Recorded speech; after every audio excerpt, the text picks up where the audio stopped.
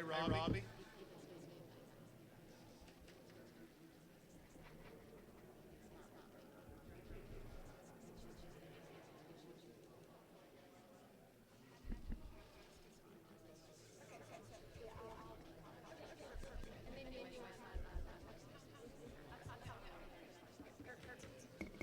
Okay, at 6 o'clock, we're going to call the meeting to order.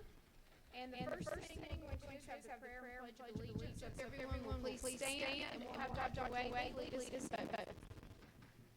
Father, we just thank you for this wonderful city, for this population that's come out to participate in the process. We thank you for the country that makes it possible for us to have this wonderful life that we have. Bless our country, bless our meeting, bless our county, state, federal government, bless our law enforcement. At this period of time where there's so much in line of fire, I'm just grateful for the blessings that you give us. In Jesus' name. Amen. To the flag of the United States of America and to the republic for which it stands, one nation, under God, indivisible, with liberty and justice for all.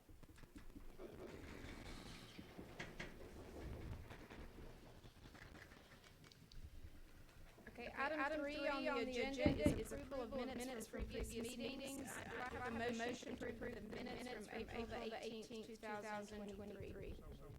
Okay, do I have a second? Second. All in favor, raise your hand and say aye.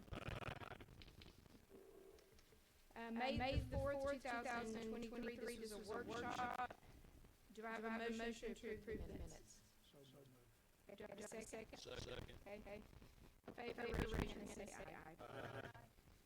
Item 4 is the approval of agenda motion to amend the agenda. So I'm going to ask that the agenda be amended so that we can add number 9, which is a presentation by Flat Family Officer Herbert Daniel Brown, and then also we're going to add the reports from our alcohol noise with music, amplified music. So he's going to give a report on that. Do I have a motion to do so? So moved. Okay. Second? Do I have a second? Second. Okay, all in favor, raise your hand and say aye. Aye. Okay. So we'll move that to the next item. So we'll begin with item 9A. So Chief Stewart, where are you? Oh, there you are. Okay, at this time, and I'd like you will please tell everyone in the audience, you know what this plaque is for, and this is such a remarkable, heroic story that a lot of us, I was to be honest, not really aware of all the details. But I did read an article in last week's paper that was, just kind of, it was shocking and sad and heroic all at the same time. And I think this plaque is going to be very well deserved by the family. And fortunately, we did lose someone, and it's an interesting, sad story. So will you please come up and tell everyone why you're giving the plaque, please. Thank you, Mayor. Thank Council. Everybody hear me? We can. Okay. Again, thanks, Mayor, Council, Eric, and law enforcement guys, appreciate y'all being here. The Brown family, I appreciate you guys being here. And it came about Barbie and Amy coming to me one day. Said it's National Police Officer Week. And they said, did you know you had an officer killed in line of duty in Blue Ridge? I said, yeah, I did. Which Amy said, no, you didn't. I said, yes, I did. I heard the stories about it. Been here for 28 years. Johnny's here. Johnny coming. Sheriff Kirby again. Thanks for coming. So I said, yeah, I heard stories got killed around Mount Street. And I said, you know what? I don't ever remember calling anything to do for family. Not that we did it maliciously, there times just kind of push things back. And I said, this year, let's get them together and give them a plaque and honor their father that got killed in the line of duty. In 1959, December the 22nd, 1959, he lost his life on East First Street. The area, like I said, is around Mountain Street. And I'm sure it's a whole lot quieter in 1959. So the plaque is gonna be two things, to remember his honor, which we always, we're gonna give you this plaque, and we're gonna have an identical plaque hanging in the police department. So anybody comes in there, his memory will be, the story will be told.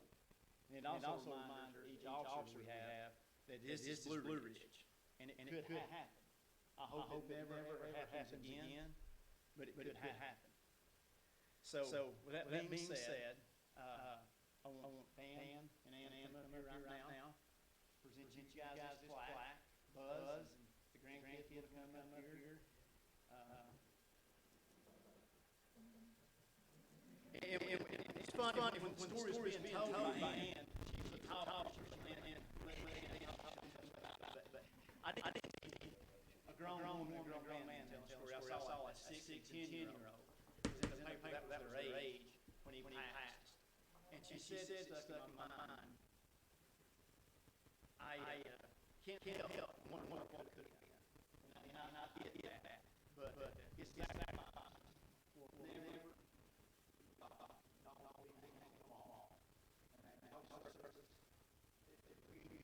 also, we appreciate you. Appreciate that.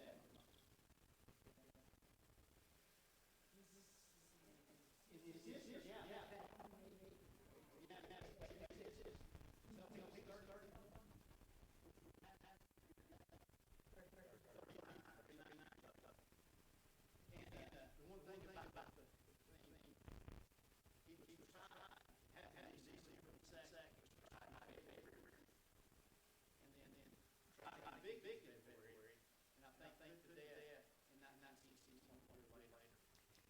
Can I add one more thing too? I feel like that from reading stories and listening to what family had to say, he saved many lives because the person who killed him had kidnapped two other people and robbed two convenience stores, and he was not going to be stopped.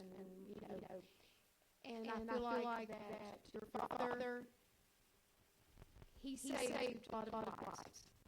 And unfortunately, his life was sacrificed. But for that, he is a true hero. And we appreciate it.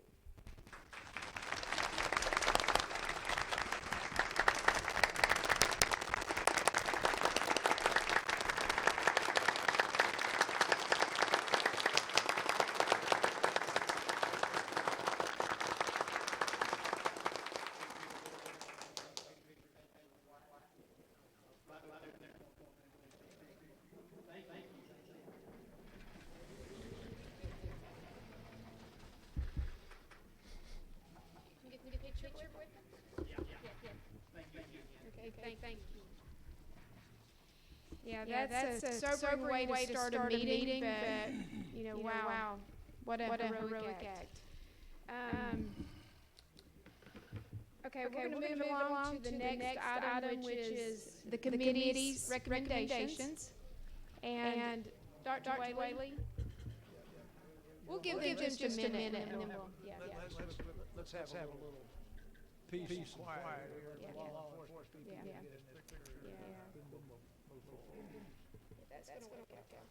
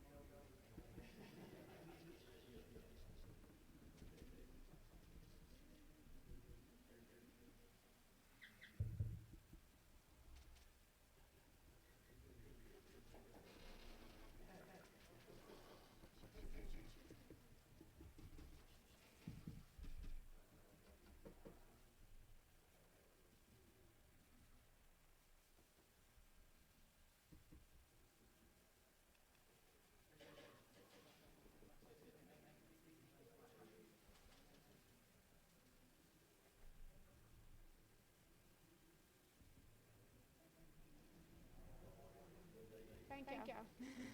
You too. No.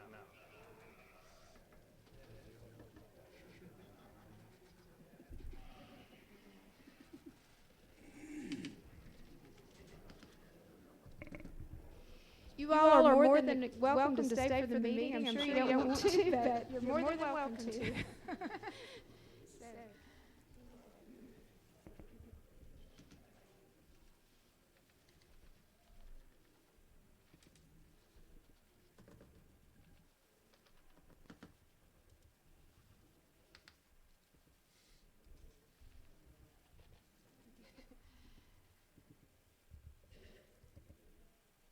So at this time, we are going to have a report. Our committee met last week, I believe, and came up with some good recommendations. Start to weigh that. Let me begin by saying, if you were at the last meeting, you know that I did not volunteer for a job. I spoke out and I was wanting to do a job. And the process was this.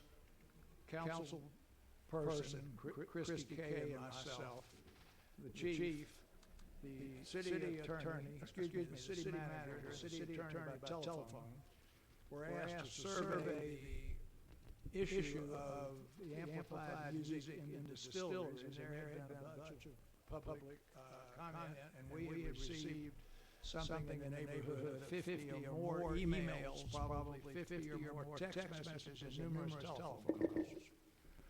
As I have pointed out, close to 18 months I've been on this council, I always believe that it's appropriate for us to, if there are experts or people around, we should listen to it. It was my feeling that we need a representative of the city, somebody who was well respected, well known, had been here a long time, and who had no horse in this race. So I asked Dale Green, whose house can be seen from the porch out there, who's been here many years to serve on this committee with us. For those of you who don't know Dale Green, he was a company commander of two companies of Marines combat, company of Marines and garrison duty.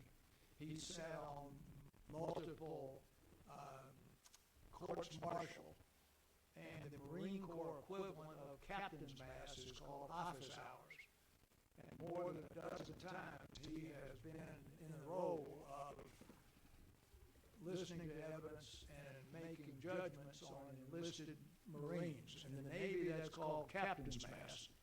And in the Navy, if that went against the enlisted person in the old days, he was tied to the mast and lashed with a lash. So if you've seen a movie of somebody getting lashed, that's captain's mass. Dale Green served that role in the Marine Corps. I felt like he had good judgment. We listened to everything that we had seen, and we came up with the following, and I'm going to read it because this is the substance and meat of what we said. These are going to be temporary regulations for currently licensed breweries, wineries, and distilleries that use live amplified music on outside patios at this time. Number one, breweries, wineries, and distilleries who currently have been issued an alcohol license, who wish to have live amplified music on patios and open areas adjacent to their businesses, shall first obtain a permit for the city and turn here the following regulations. Now, for the next 6 months, we've got 4 that are already there, and we're not going to issue any new permits. So those 4 will keep right on playing music. The hours that they will be asked to adhere to are Thursday, Friday, and Saturdays from 4 o'clock to 7 p.m. We had numerous examples of noise and entertainment regulations for many other committees that spoke to, as Robbie spoke last time, they had a sound meter. But most of the ones that people could understand were the human spoken voice at a certain distance. I'm a Class 1 medical examiner for airline pilots, and the test that an airline pilot has to follow to be able to fly you around in a commercial jet is called the whispered voice test at 6 feet. Everybody can understand that. They turn around and 6 feet behind them, the examiner says, cats are blue, or something like that, and they have to repeat it. So that's easy to define, and this volume that we have recommended is the most common volume that exists in other communities, and the volume of sound must be controlled as such that it is not audible greater than 150 feet from the property line of the business. Now, our police and others have gone out and measured, and that gets some of them out in the middle of the park, and some of those a long way away. We feel like that's not gonna get to anybody's house and bother them. Next, the owner of the business as well as the owner of the building and patio area should sign the permit application provided by the city. The permit will be in plain view of the business. Now, that's entirely reasonable.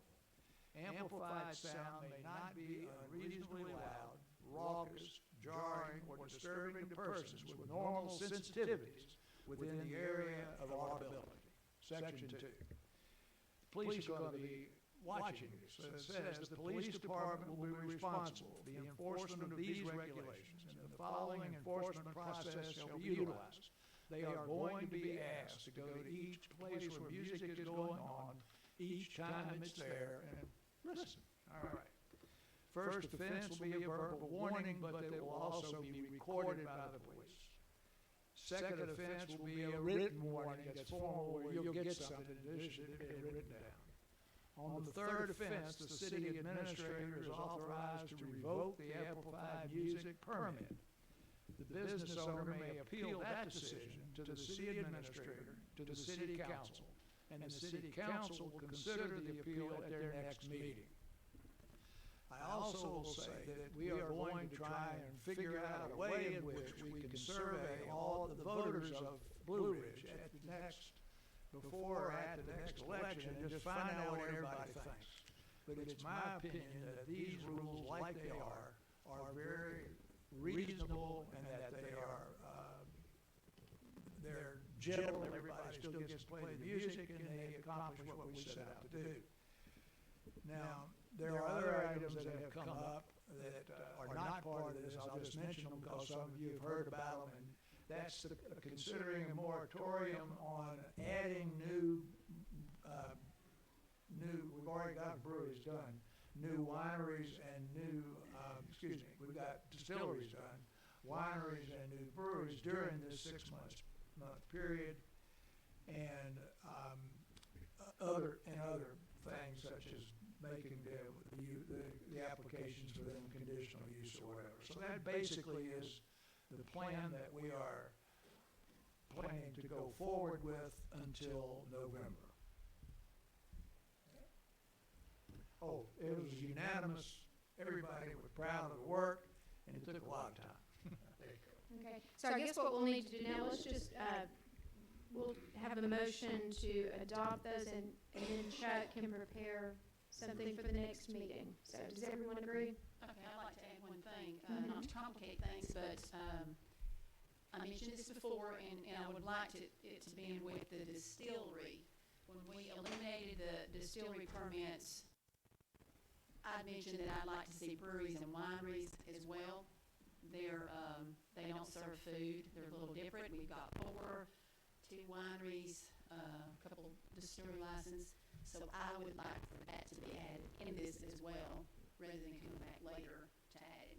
This is alcohol ordinance and for new ones, yes, for new You're ones, saying no, yes, you yes. want us to put in that, no new, Yeah, just eliminate the brewery and winery license to be consistent with the vote that and we're fixing to do the second reading on distillery, where we eliminated distillery. So it would be distillery, brewery, and wineries. So no new license, alcohol license. I mean, I'm just saying this, so if, is there? is there discussion?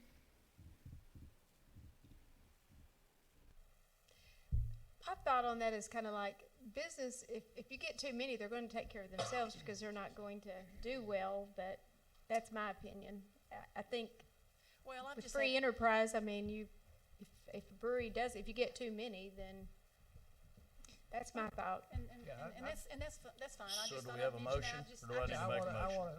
We're in discussion right now, Jack. Stick to the business. Yeah. Right. We're in discussion. Yeah, I just, I've had people mention to me, it's like, there's 60-something alcohol license. I just, this is just my thoughts and just what I've heard other people mention to me. So, I'm just putting it out there. It's be up to the council. Okay, well, I will need at this point, a formal motion, so whoever, and I would like for you to make the motion yourself, the full motion, whoever makes it. Well, I'm gonna make the motion, since I've head of the committee, I make the motion that as read, that we begin this process immediately, and that it will, if we come up with a, motion of having the city attorney prepare the ordinance. Well, that's what I said. I thought that's what I said. My motion is the city attorney. As it was read. Prior motion, it cleans up this clumsy language Okay. I got here. As it was read. Okay, do I have a second? I'm confused now. The motion doesn't involve what Angie said, just what you said. No, it does not. Correct. Do I have a second? Well, can that be added though to the first reading? And then if we want to talk about it later, we can. I mean, if we're just going to stick to this, what he's doing right now. I mean, how do we move forward, or how do we know if what the is council your wants to do this? recommendation? Well, right now, there's a motion on the table, so Yeah. we need to Yeah. see if there's a second. Is there a second? I'll second it. Okay, so we have a second, so we can open it up for further discussion after the second, or we can have our vote. Okay, let's have a roll call vote. Yes? Yes? And, okay, motion passes 4-0, so you will prepare the document, okay. All right, so let's get back on track with the regular agenda. The next item is opening up of public hearings, and the first item is a resolution by the City Council of Georgia granting a variance from section 140-508 for parking, and I'm gonna let, if you will, Eric, discuss this a minute, and then we'll let the commissioner or chairman come up and speak. This is a request by the Fannin County Board of Commissioners requesting a variance from the off-street parking requirements of the city code for property located at 2290 East First Street. The code requires one space per 400 square feet of the gross floor area, which would be 26 parking spaces. They're requesting that they provide only 15 spaces on the site. This is for the future library. And the county has a verbal agreement with the Fannin County Board of Education to utilize the Christian Learning Center parking for overflow parking. We've reviewed the request, and it meets the requirements of the variance. We recommend approval. Okay. This time we'll open it up for public comment. Chairman, do you have anything you'd like to add? Do you mind to come up? So, thank you. Just to the podium. We can't hear you. I'll stand up where everybody can see me. So, You have to introduce yourself so it gets I'm in there. David Hensley. I'm a commission chairman here in Fannin County. Thank you. So yeah, our original drawing was for, it come for 15 parking spots. That's the reason we came with a variance request. I do feel, however, at some point in time, we may be able to squeeze 3 or 4 more. But as you said, the Board of Education has told us that we could use the overflow parking at the CLC Christian Learning Center, as well as that other parking area, the lower parking deck for the high school there. So that's our request. Okay. Thank you. Would anyone else from the public like to speak on this matter? Either for or against, since it's a public hearing. Okay, I recommend approval. okay, and if you will, please do, I recommend number. approval of BR 2023-11 okay, for parking at the new library. okay. Do I have a second? A second. Okay, let's have a roll call vote. Dr. Whaley? Angie? Yes. Jack and Bill? Okay, motion passes 4-0. Okay, the next item on the agenda is a resolution of the City of Blue Ridge to authorize the acquisition through the exercise of eminent domain. Chuck, would you like to talk on this one just for a second? Sure.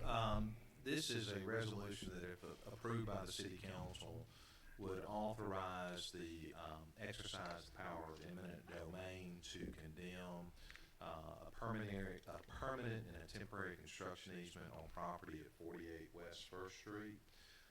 State law requires us to jump through several hoops before we exercise our power of eminent domain. Among other things, you have to have the property to be condemned, appraised, which we have done.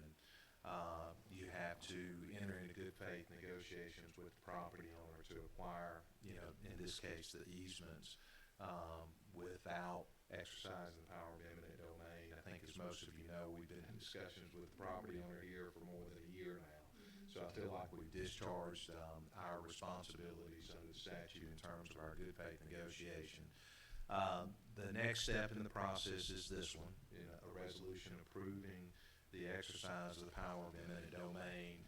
Prior to that, we've had notices in the newspaper, signposted in the right-of-way adjacent to the property. If this is approved, the process moving forward is we still have to wait 30 days, and then at the expiration of the 30-day period, we can move forward with the petition to condemn the property, and at that point, we will require title to the property. So if all goes as planned, and if it's the wishes of the council, we should be in a position to undertake construction sometime in the mid to late June time frame. And Matt Smith, our engineer, is here if y'all have any questions from an engineering standpoint.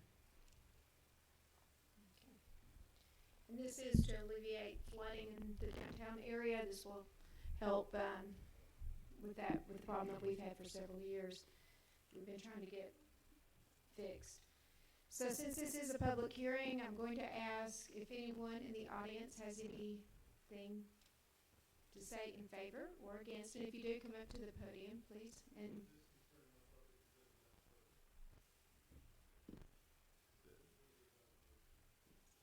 that's the property address, correct? Okay.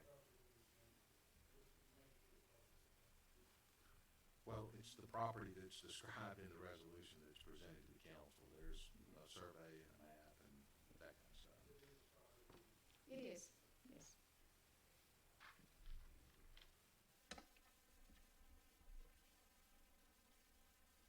And if you will, please state your name. My name is Zach Wojon. We have, Do it again, please. Yeah. my name is Zach Wojon. We have actually acted in good faith. We have produced many emails to completely go against what Mr. Connolly just said, that we have not exercised good faith. We have sent emails to the entire city council, and Mr. Connolly has instructed, to my understanding, to not reply to our emails. So I think that is worth bringing up. The second thing is the $66,000 that you're offering for half an acre. If you can find me half an acre on East Main Street for $66,000, I would really like to find that property because we would buy it immediately. So I think what really needs to be taught out of this to the council and to this administration is that I don't believe that council has been properly informed, and I think that it is time that the council, I'm standing here in front of you, asking you to actually exercise local communication and communicate with both Jim Anthony and I in an executive session meeting. We have requested this with Mrs. Arp, Mr. Taylor, Mr. Bivens, Ms. Kay. We have requested it with Mr. Soroka. You have not replied to our efforts, so therefore, what you are saying is not true. That Okay. being said, please proceed with your proceedings. We disagree fully. So I would just try to stick to what is actually true. Thank you. And just a point of clarification, the appraisal was for $144,000. And that was sorry. including a shed and a fence. And that's the offer that was made. Okay, $144,000 for a half acre. I would again happily buy if it is on East Main Street all day long. There's a half acre right across the street that Miss Fitzqueen purchased for $1 million. Right across the street. I spoke to the appraiser, and I said, usually with an appraisal, you see comparables. He does not have any. He said, well, I can't find anything that is a comparable to this property because it's such a large tract of land. And I said, I'm aware of its size, but you're talking about a half acre. There's plenty of half acre properties that you can find to surely use as a comparable. He refused to cooperate. We ended our call.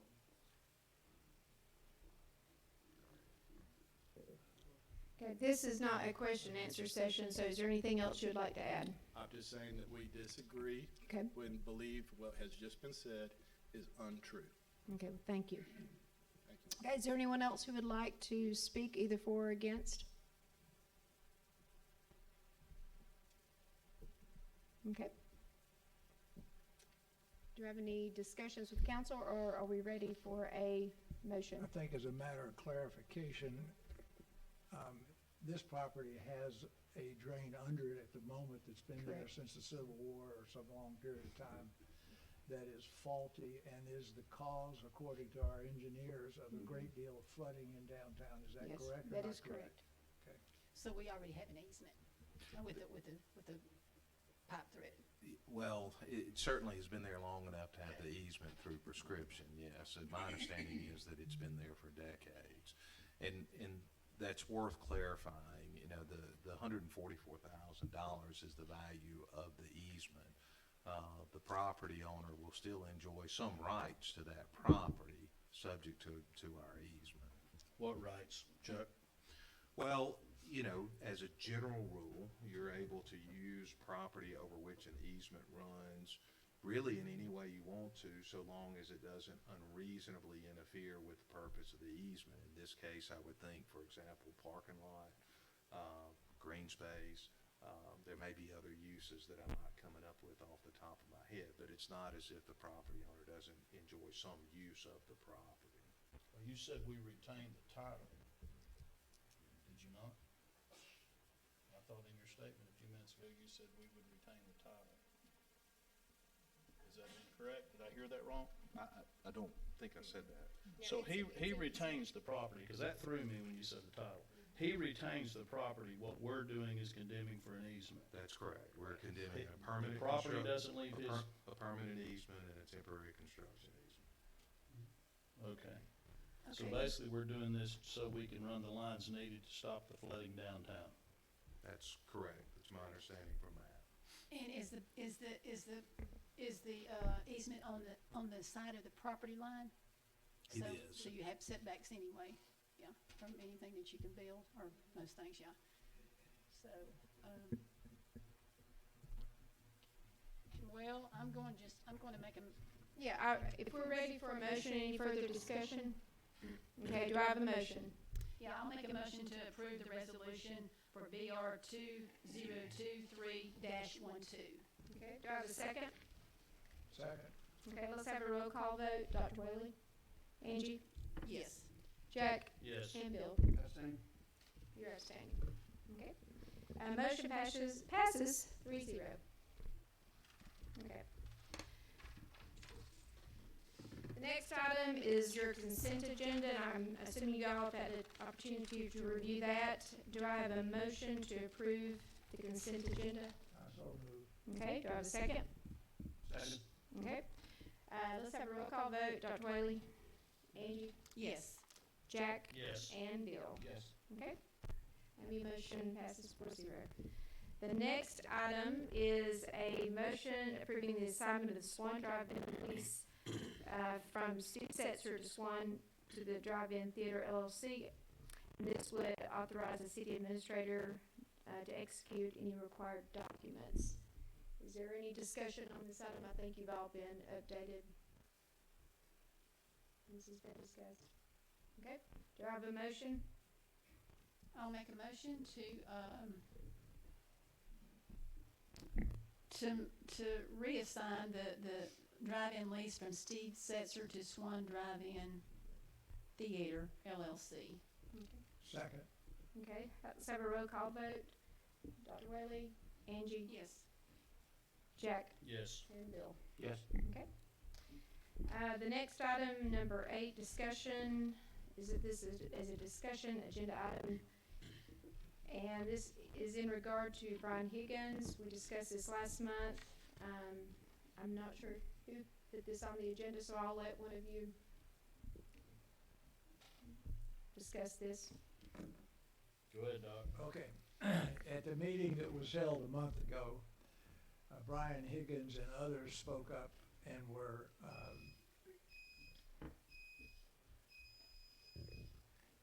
don't think I'm limited on that clock, spoke up and were enthusiastic supporters of the motion that Brian, the actions that Brian had taken. Brian gave a impassioned presentation outlining the mistakes of omission or commission or whatever he had made, and he had a person here that was supporting him that apparently had also participated in the process. At that meeting, at the end of it, there were two council persons missing in that meeting, and a motion was made to table so that the other council persons could attend. And they're here today. And I went up to Brian at the conclusion of that meeting, and I said, Brian, you gave an impassioned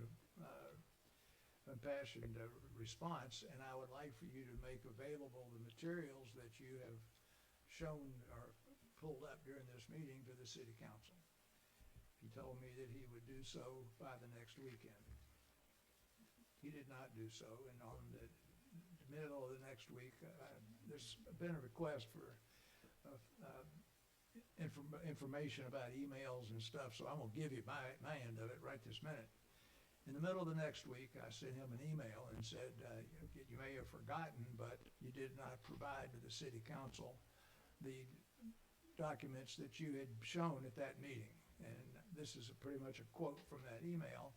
I have everything in hand and wait till the first of the week to hear back from me. So the next week, I did not hear back from him. 3 times I've texted him that where's the material, or I called and talked with him on the telephone 3 times. And each time I've been assured that it's coming, it's coming. Well, this is now 1 month later and it hasn't come. So that's my discussion. Eric, have you requested it? Yes. Have you received anything? No. So we haven't received any paperwork that we've requested, correct? Have any of you received messages from Brian requesting a meeting? Have you? Not that I know of. None of you have received emails requesting a meeting?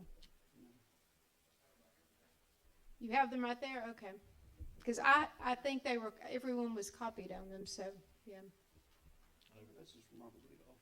Yeah, I got a message from Bleedall, I could have, I don't recall anything from Brian. It came from Bleedall. Because Brian did, It was only to us two, Brian did reach out, what was only to you two, those emails? from Bleedall, yes.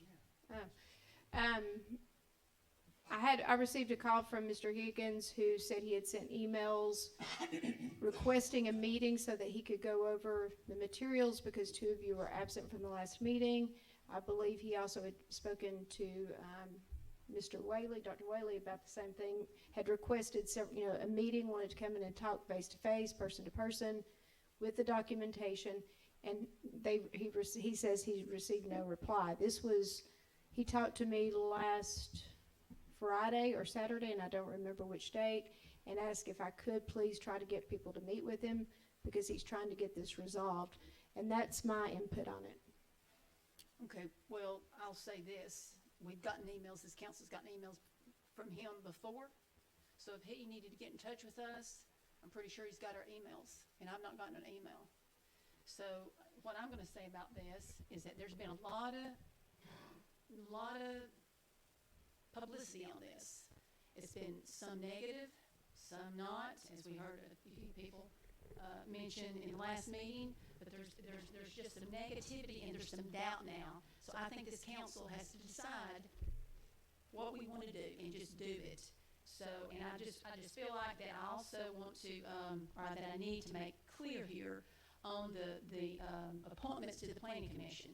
Section 2-214 of the city code states, each member serves upon the planning commission at the pleasure of the city council, and the city council shall have the full and complete right to remove any member of the planning commission at any time, for any reason, and for no reason. So I'm going to make a motion to remove Brian Higgins from the planning commission. I'm gonna second that motion. Okay. Let's have a roll call vote. Dr. Wiley? All right, I'm going to abstain, and I'm also going to say it's for lack of information, and I was assured that he would deliver to all members of the city council the documents that he apparently had asked to present face-to-face to some people. I told him more than once, I think that's not the way to do it.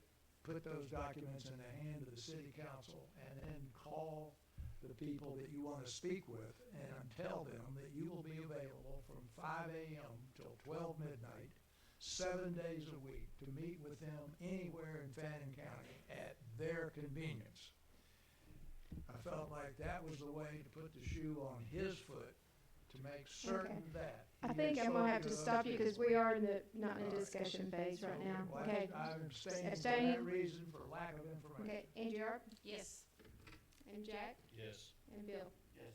Okay. So the next item will be public comments, and we have two people who have signed up. Of course, Cesar Martinez, could you please come up and give us an update on the Blue Ridge Business Association and the DDA if necessary?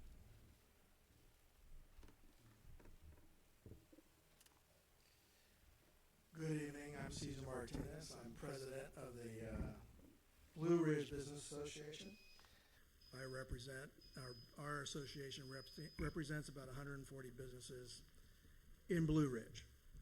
A couple of things that really concern me representing businesses in Blue Ridge.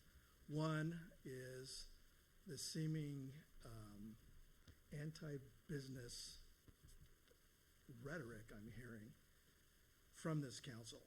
Tonight, Ms. Arp already said that she wants to stop any future breweries or wineries from coming to Blue Ridge.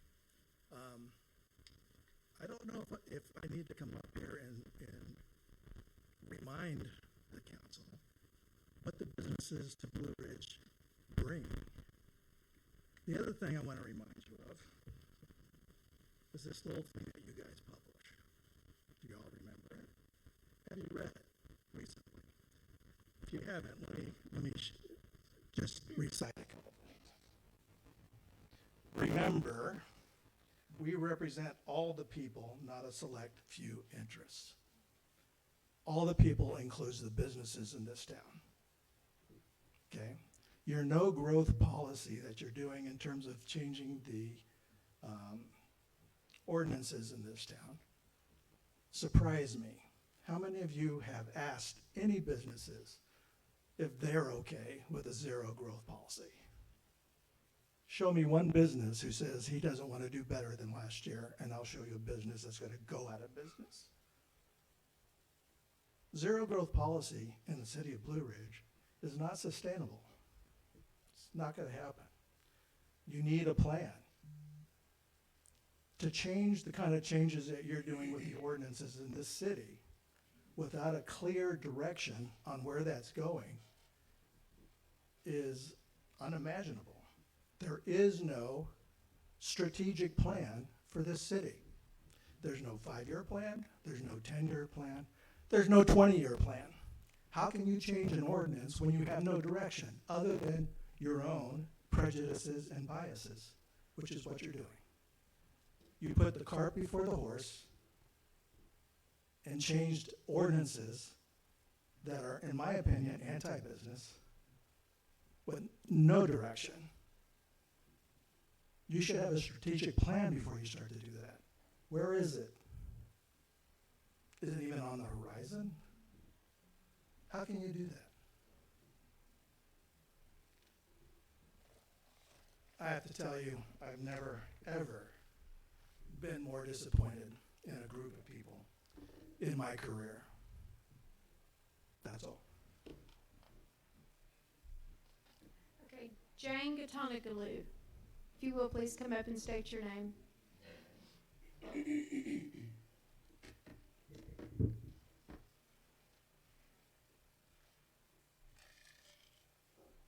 I'm Jane Katonglou, and I'm here to. Jane, can you pull that down just a little? Sorry. Okay. Is that better?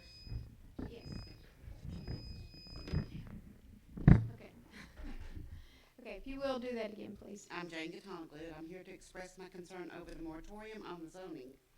My sister-in-law and I have 6.75 acres over here in Blue Ridge city limits that we would like to have rezoned, and the precedent has been set over the last few years that for high-density housing. Why is that changing now? That's not helping anything. This is too much land to have one home on. And I would also like to request a easement from the end of West Main Street into our property that the city, I understand, gave this property to the Earlys several years ago. So I'm requesting easement, right away, whatever we need to call it, to get into the property. So I just want y'all to consider that. And I think the moratorium is supposed to end or expire in June, and I would like to be considered for us to submit an application to be rezoned. Okay, thank you. Okay. Thank you.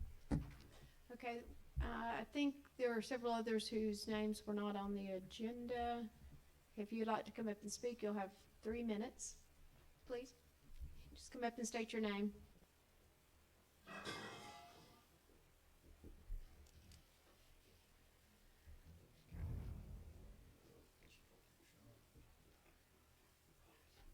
I'm Monica Farrell. I thought that was our kids because we're the only ones with kids here. This is my husband, Daniel Farrell. We own Farrell Building Company. We were interested in purchasing 202 East 2nd Street. We wanted to build affordable housing, a duplex plan, which we purchased. We came into the City Hall. No, I'm not good at public speaking. We came into the City of Blue Ridge January 10th. We asked your staff, tell us everything, do our due diligence, and they said it was buildable. Your staff printed out the paperwork showing us everything was buildable and fit our goal of affordable housing in the duplex. We moved forward and purchased the property. We revisited your office close to closing to confirm and closed on the property February 15th. We came in February 21st for a building permit. Your staff told us it would be 1 to 2 days and everything would be ready. Staff member called the following day and said everything was ready, but there is a moratorium and we owe an additional $50. And to call back in 30 days, it should be cleared up. We went in a few days later and paid, as we were told it's no big deal and should be all okay soon, and that the moratorium doesn't even affect us. Waited another 30 days, called back at the end of March. Eric, the administrator, told us to wait another 30 days and call back. Now, at the end of April, I call and they're telling me it was extended till back in March till June. There's a lot of confusion in your office and we're looking for assistance and help. We're not a mega builder, we're not Pulte Homes coming in here. We're just husband, wife, family business, and we bought this property being told it was buildable. We came in several times and did our due diligence, and we wanted to build affordable housing. We didn't buy property just to sit on it. We have a duplex plan. We gave you guys $10,000 for a water permit, and we're looking for you guys to consider to approve it. You told us what you wanted, and your moratorium doesn't even get affected by it, and that you needed more housing. Affordable housing. That's kind of it. Yeah. Thank you. And I emailed all of you guys the same letter, and I only heard back from the mayor.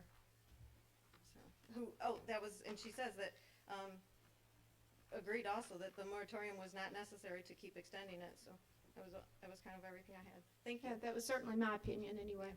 So, Thank you. Yeah, thank you. Okay, is there anyone else who would like to speak? Okay, please come up to the podium.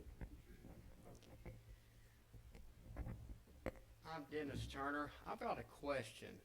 Are we going to keep the cannery open? Yeah, I believe I gave your number today to our city administrator, and he is going to contact you. Yeah, Yes. we've been playing phone Yep. tag for about 2 weeks. Okay. I personally started using a cannery in August of Mhm. 1989. I canned 1,162 quarts last year. There are those of us that want to see it kept open. Yes. We canned approximately, I think, 2,800, 3,000 quarts this past year. And us older people would like to see it kept open.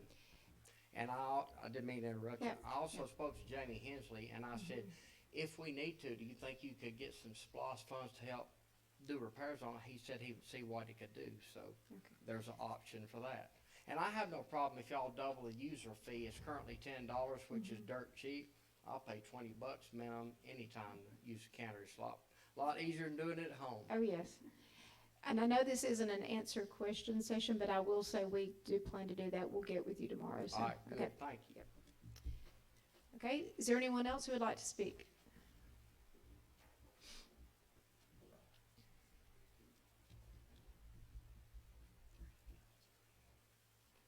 Ginger Rogers, thank you for letting Ginger, me. can you pull it up? I think we're varying heights here. Am I too tall? You're too tall.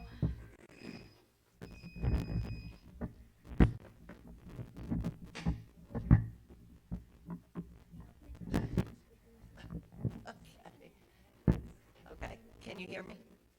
So, Ms. Arp just pointed out that the policy that they wrote does say state name and address. Oh, okay. My street address or just where I live? Okay. Hold on just a minute, Ginger. Reset the clock. We've wasted 20 seconds of her time. Thank you, Ginger. Okay, Ginger Rogers. I live in Epworth, Georgia. And full disclosure, I am the wife of a musician and also the mother of a musician. So the things that you guys are doing with the music, the outdoor music ordinance, maybe has a bigger effect on me. But 24 hours in a day, 7 days in a week, and you're telling the brewery owners they can play 3 hours for 3 days. And I would just have hoped that there would have been a more fair situation that could, that could have been agreed to, because, you have several musicians in the area that this is going to affect, young people, older people. And another thing that I wanted to say is during the workshop, I heard somebody standing right here that said the First Amendment was killing the town of Blue Ridge.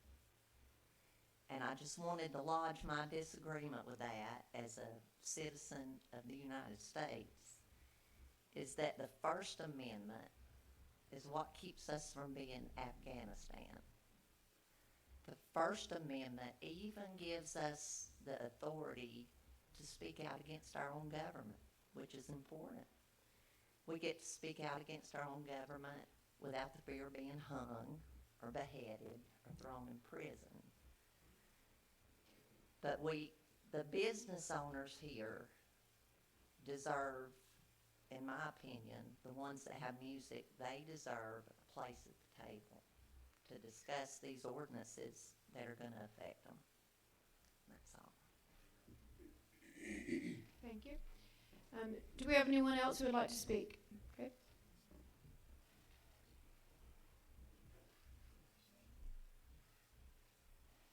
Donna Thompson, Blue Ridge. Closer to the mic. We feel the same way about you. You need to get closer to the mic. Brian Higgins and I share something in common. We have both unjustly been referred to as dark clouds over the city of Blue Ridge. That's okay, that's just one man's opinion. What's notable is that most of us can't hold a candle to Brian and what he is able to accomplish with no pay at all. And he does this simply for the love of the community and for the benefit of the citizens. Brian Higgins willfully chooses to spend his time, energy, skills, expertise, and resources serving our community through volunteer service with various board appointments and the very successful Soapbox Derby, and most recently with the Chalk Festival, which was a wonderful event. Some of you even attended. Brian has a dream of reinvigorating the farmers market. I've not heard that from any of you. And now he is being judged and sentenced by council and others who cannot come to this discussion with clean hands, as we discussed at the last meeting. Caesar is right. Thank you, Caesar. I couldn't be more disappointed. It's also, Caesar is right on this when he said it is not an easy thing to take on organizing events, especially first-time events. I've curated 28 art exhibits in 7 years. I've done public art events, as well as many corporate events. You have no idea what all it requires, and we have someone who does this for the good of the community, and what does he get in return? Allegations of misrepresentation and fraud. Some of you attended that event. You saw it was a great one for all ages, all skill levels. You saw everyone had a great time. What you didn't see was the endless hours of planning, meeting professional artists, securing a caterer, a band, a DJ, negotiating, setup, managing, and everyone was gone home to relax. Brian, his family, and a few friends were there tearing down everything and cleaning up the farmer's market. This all started with an open request from one person. Demands were made by people who hide their identity, that he should be removed from the planning commission. And the next thing I hear is council members want to seek felony charges with the DA, all for a mistake on paperwork. So tell me, who of you comes with clean hands? I'm still waiting on an apology for a comment I didn't make. He could have hand-delivered copies to all of you, but would it have been enough? I don't think it would have been. You know what's really ludicrous? Not one of the parties that was directly involved in this has questioned him. They haven't questioned his integrity. They brought no action against him. So I'm kind of confused why you are. Kind of reminds me of what happened in October. Why don't you, I guess I'm trying to figure out if this is a personal vendetta. That word has been thrown around a lot lately. The one thing that I would caution is the bullying needs to stop. From you, from the newspaper, from other groups who hide their identities and then attack people. As a community, we should strive to support each other. I'm not against people holding you accountable, but we need to set an example and support each other, support our community. Why don't we try to get along? Thanks, Donna. Okay. Anyone else? Yes, please. Yep. Just state your name and address. Tim Hampton, Tipping Point Brewing Company. I'm sure at this point, yes, sir. Oh, I'm sorry. Yeah. I'm sure at this point all of you know who I am. Basically, I know you brought up all the different items on that agenda of how you'd like to move forward. Is there, I know I'm not supposed to ask a question, but my comment is there a possibility of changing one item there from the footage of sound going from 150 to 250 or somewhere in that range? And again, this is not a question answer session. Right. Yep. I didn't know if it would be a consideration before a final vote is taken next time. Okay? Okay, thank you. All right, thanks. Okay, would anyone else like to speak? Okay. Sorry, we have two. Yeah. No, go ahead. Go ahead. I'm definitely short, so I'm just gonna take it down. Michelle Caballero, owner of The Vine, with my husband Tony.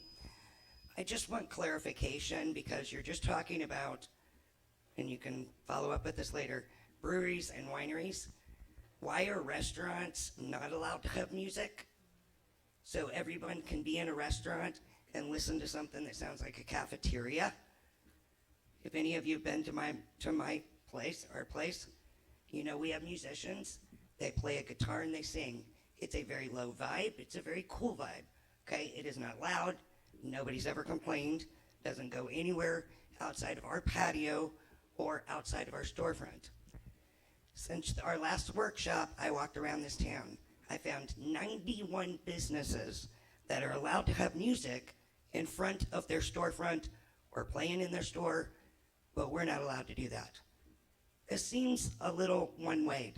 I think everything should be fair for everyone, not just certain places. And I wished you would take that into consideration. And think of the families that you guys are affecting, their employees, that you guys, a small little bit of people, get to dictate what we all do for this community. And without this community, you wouldn't have the great music you have, the great entertainment you have. These people that are making all their beer, all their wine, their dreams, you're hurting our dreams, and that's how I feel. Thank you. Thank you. Brian, you were next.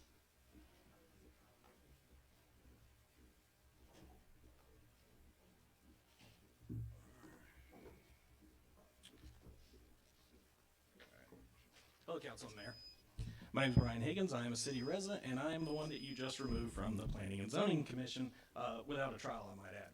Since I was not allowed to speak before you voted, I guess I'll have to comment here. It is difficult, if not impossible, to think that this is not just purely an attack on my reputation, character, and ability to run for an elected office. I will remind everyone that this event took place over 8 months ago, but for some reason, it's been within the last 2 months that questions are being asked. Could it be because this is an election year? I don't know. Again, it kind of seems like a personal attack to me. I spoke with the chamber right after this event, explained the situation, provided the documentation. They completely understood, were satisfied, and put the matter to bed. Yet here we are still talking about it 8 months later. There have been murder trials that have got less press than I have over a simple misfiling of paperwork that has been corrected.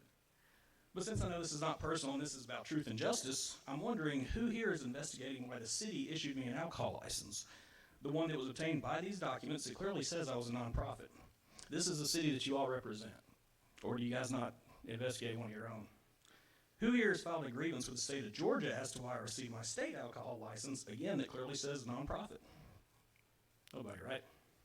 So is this really about truth and justice? No. If it was, you'd be taking action against them as well. Since it's obviously not about truth and justice, then what is the problem? Jack, your wife, she just ordered signs for her business from me. She picked them up yesterday. Bill, you called me, asked me to help you with a music festival at the farmer's market. I guess I was good enough for that. Yes, I have pushed to revitalize the farmer's market, mapping it out, even shooting a promo video, which is currently on your city's website. I guess I was good enough for that. And I'm good enough to serve on several boards, including Humane Society, the Board of Directors for the Family Connections. Of course, you know my work with the Soapbox Derby. I've served on the school governance team as well as student advisory board for 2 years each, but for some reason, I'm just not good enough to serve on the planning and zoning anymore. All because of one minor mistake that has been fully corrected, by the way. Angie, you came up to me last meeting and said that you understood and it made sense, so I have to ask, what's changed? Jack and Bill, you guys were not here last meeting, and when I explained the whole timeline, Eric called me and said that you guys weren't convinced, so an email was sent. Yes, it was sent from Mr. Gladle. Gladle is a registered officer with the farmer's market, Friends of the Farmer's Market, excuse me. So an email from him is just like one from me. It was ignored. That was sent on the 28th. 15 days later, a follow-up was again sent. Absolutely no response from your public servants. So, just to sum up, you know, Jack, again, you're a man of the law, but you apparently don't believe in due process, the Sixth Amendment, or innocent until proven guilty. I've done nothing but give my all to this community, and the only thing that I got in return was a target on my back and a knife square in it. Thank you.